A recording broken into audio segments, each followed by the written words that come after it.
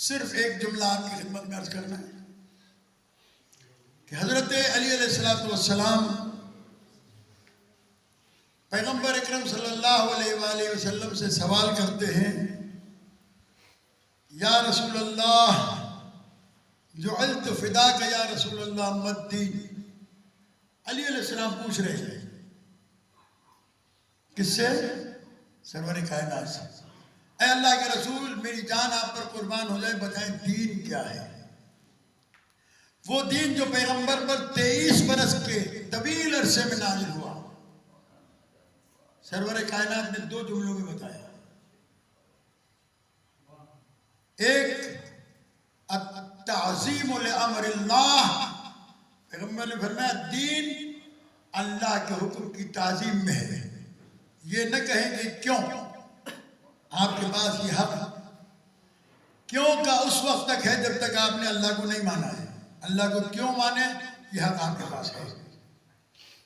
رسول کو کیوں مانے، نبی کو کیوں مانے، امام کو کیوں مانے، لیکن جب پہچان لیا کہ یہ ماننے کے لائق ہیں تو اب آپ کے پاس وائے اور واٹ کا کوئی رستہ نہیں رہتا ہے۔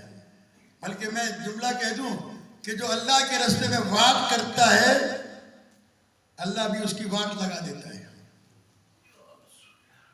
یاد رکھیے۔ اور دوسرا جملہ پیغمبر نے فرمایا وَالشَّفَقَةُ عَلَىٰ خَلْقِ اللَّهِ، اللہ کی مخلوق پر شفقت کرنا، اس میں انسان نہیں ہے، تمام مخلوقات خدا کا احترام کرنا۔ آج مسلمانوں کے نام پر، مسلمان اسلام کے نام پر دھبا بنے ہوئے ہیں کہ فلسطین میں مسلسل مسلمانوں کا قتل ہو رہا ہے، انسانیت کا قتل ہو رہا ہے، لیکن ہمارے حکمران حیوان بنے ہوئے ہیں اپنی حکومتیں اور اپنے اقتدار بچانے کے لیے۔ قطعی طور کے اوپر وہ فلسطین کے شہید ہونے والے مسلمانوں کی کوئی حمایت کرنے کے لیے تیار نہیں ہے۔ کفر مسلمانوں کے مقابلے میں متحد ہو چکا ہے، لیکن مسلمان کافروں کے مقابلے میں بھیگی بلی بنے بیٹھے ہیں۔ یہ لا الہ الا اللہ پڑھنے والے زبان سے لا الہ الا اللہ تو پڑھتے ہیں لیکن اللہ پر یقین نہیں رکھتے، اللہ پر یقین نہیں رکھتے۔ کسی چھوٹی سی بچی نے رہبر معظم حضرت آیت اللہ العظمیٰ سید علی خامنہئی دامت برکاتہ سے سوال کیا تھا کہ ساری دنیا کے لوگ امریکہ سے ڈرتے ہیں، آپ کیوں نہیں ڈرتے؟